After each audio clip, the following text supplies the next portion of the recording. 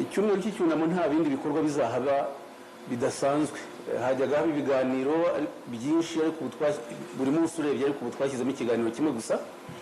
Icyo kiganiro kizaba ku itariki 7 mu gitondo, nicyo kiganiro cyonyine gihari. Ni ikiganiro cyuzuye, ubutumwa burimo burahagije ku buryo abaturage nibabukurikira bazavanamo isomo ry'ubumenyi ariko nuko bashobora kwitwara, bagomba kwitwara mu minsi.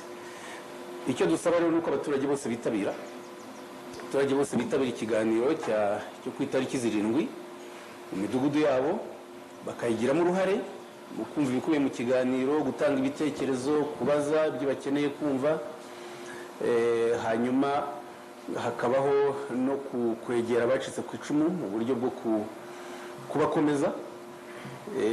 Turifuza rero yuko bikorwa neza.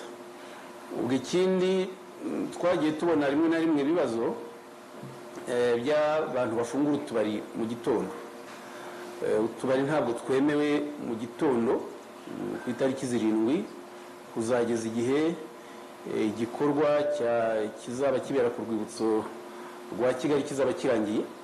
Ubwo ni nyuma ya saa sita abantu bashobora gukora imirimo yabo yose, igihe ibiganiro bizaba birangiye no kuganira byakorwa.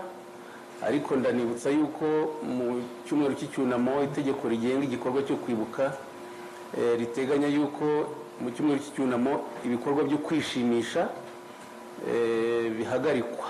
Ibi bikorwa mu buryo bwa rusange, ni ukuvuga nk'imikino y'umupira n'indi mikino yose igamije kwishimisha gusa, ubukwe n'ibindi, ibyo ntabwo bikorwa. Itegeko rirabiteganya ko bitemewe. Ariko imyitozo ngororamubiri y'umuntu akora ku giti cye, iyo ngiyo irakorwa igamije kubungabunga ubuzima bw'abantu.